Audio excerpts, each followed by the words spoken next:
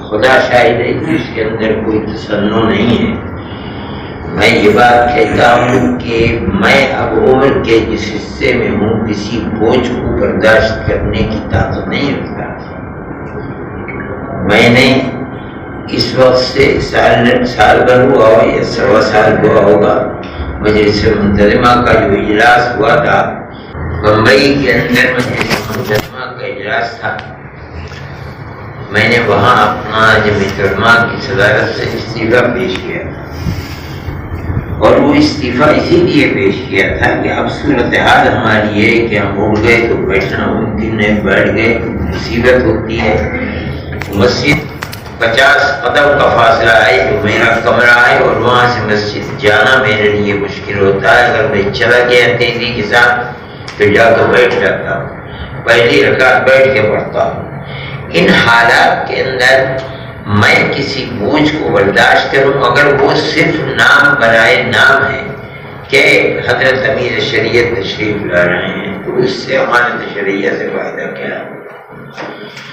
اور اگر آدمی اس منصب کو لے تو کچھ کام کرے، کچھ حرکت کرے، وہ حرکت ہمارے بس کی اب نہیں ہے۔ 1 مہینہ اور اگر زندگی کا گزر جائے گا اور زندہ رہوں گا تو 82 سال میری عمر ہے، اس عمر کے اندر کیا کریں گے اور ہم سے کچھ ہو بھی نہیں پائے گا۔ تو میں اس بنیاد کے اوپر میں نے ان سے یہ کہا تھا کہ بھئی میرے بس کی بات نہیں ہے، اس لیے کہ میں عمر کے ہر آدمی کے جذبات ہوتے ہیں، کام کرنے کا وقت ہوتا ہے، طاقت ہوتی ہے کہ وہ گھومتا پھرتا ہے، کام کرتا ہے۔ جمعیت علماء کے پروگراموں کے اندر شرکت مشکل ہو گئی ہے، اور ہونی بھی چاہیے، یہ عمر کم نہیں ہے۔ میں سمجھتا ہوں حضرت رحمۃ اللہ علیہ کی عمر بھی اتنی نہیں ہوئی جتنی میری ہو گئی ہے، بھائی صاحب کی عمر بھی اتنی نہیں ہوئی جہاں میں پہنچ گیا ہوں۔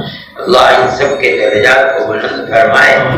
تو میں اس عمر کے حصے سے شکر کا مریض ہوں، میں پریشر کا مریض ہوں، خدا جانے کیا کیا علتیں پیچھے لگی ہوئی ہیں، یہ ایک اور سر کے اوپر بوجھ لے کر کے، اور میں جانتا ہوں میں اٹھ کر نہیں پاؤں گا۔ ہماری تو شریعہ یہ چاہتی ہے کہ دارالقضاء قائم کیے جائیں، زیادہ سے زیادہ قائم کیے جائیں، اس کے ساتھ ساتھ اصلاح معاشرے کا کام کیا جائے اور جنگی پیمانے کے اوپر کیا جائے، تاکہ اس سے علماء کا بھرم باقی رہے، اور اس کے ساتھ ساتھ ہمارے شریعہ کا وجود مفید سے مفید چل۔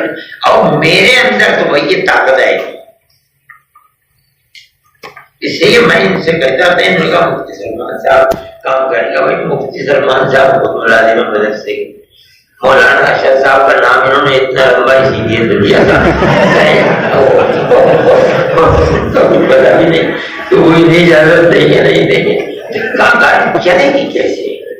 میں اسی لیے میں سوچتا ہوں مجھے معاف کر دو، میرے اندر طاقت اگر ہوتی تو میں تو فرناٹے بڑھتا اور چلا کرتا تھا، جایا کرتا تھا، سبق کیا ہی کرتا۔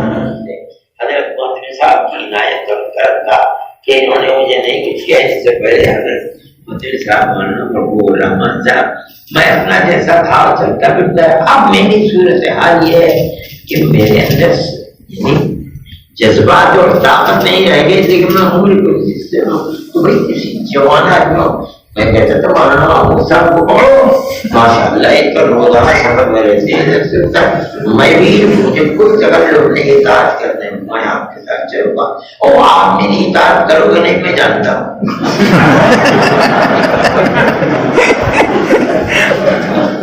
دیکھو انہوں نے یہ نہیں کیا نہیں میں کروں گا، یہ نہیں آئے، یہ خاموش ہے، کہتے ہیں کہ یہ تو ٹھیک ہے تو میں اطاعت کروں گا۔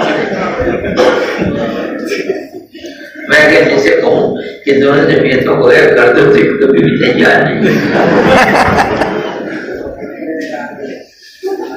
دیکھتے میں یہ کہتا ہوں کسی اور